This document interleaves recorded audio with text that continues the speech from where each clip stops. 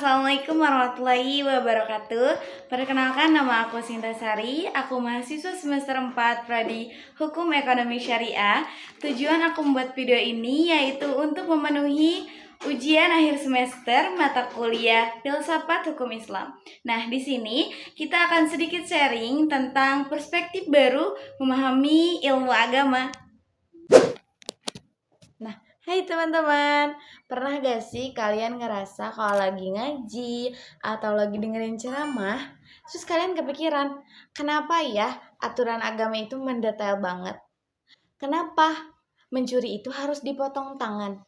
Terus kenapa khamar, alkohol itu diharamkan?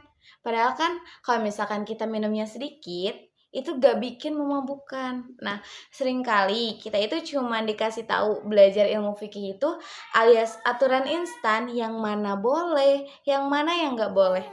Nah, ujung-ujungnya itu beragama itu cuma jadi kayak hafalan tanpa tahu esensinya. Nah, di sini kita tahu pentingnya belajar filsafat hukum Islam itu. Filsafat ini itu bukan bikin kita ribela atau sesat ya.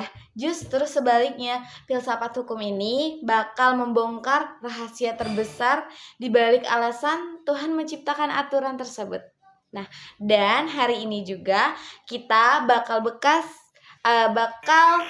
bedah buku super singkat dari buku Filsafat Hukum Islam karya Haji Fatur Rahman Jamil MA ini.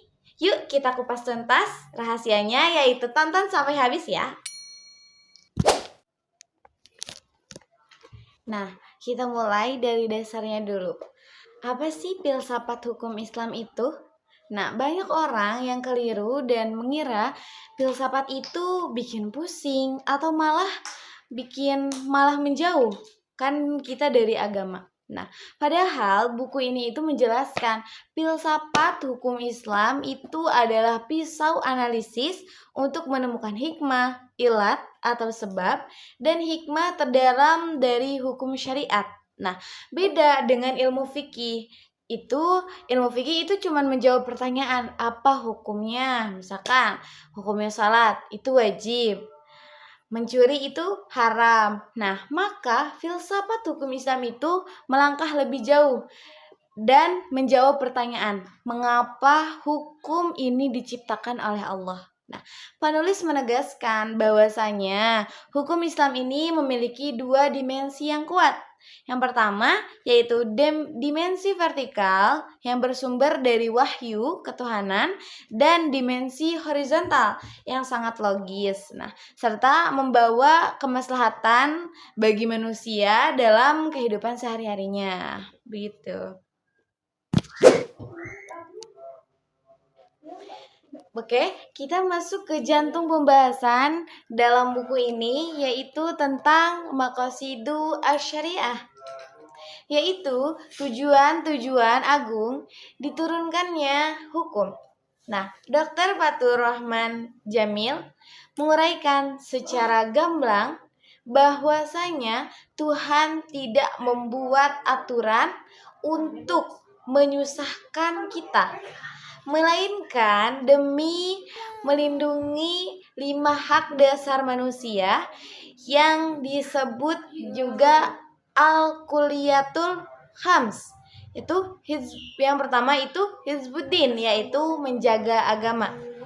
Nah, menjamin keabsahan, berkeyakinan dan beribadah dengan tenang.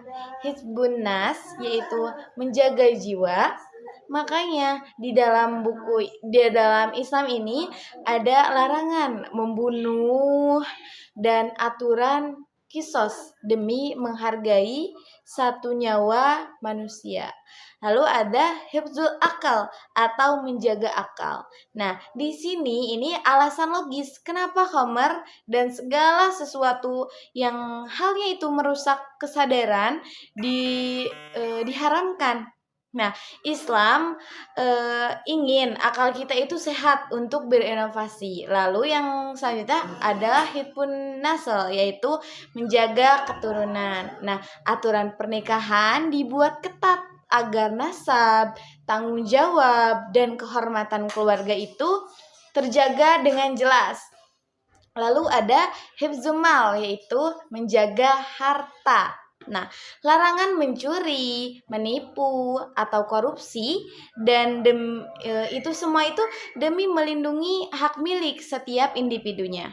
Nah, intinya dari semua hukum Islam itu ujung-ujungnya adalah untuk kebaikan kita sendiri.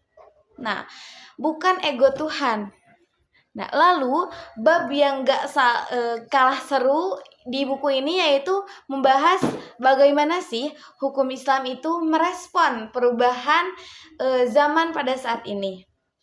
Adanya anggapan, nah kalau hukum Islam itu agama yang kuno atau kaku. Nah, lewat buku Filsafat Hukum Islam ini penulis membuat hal itu. Nah, itu beliau menjelaskan pentingnya instrumen ijtihad, yaitu ruang untuk berkreativitasnya para ulama untuk merumuskan hukum baru.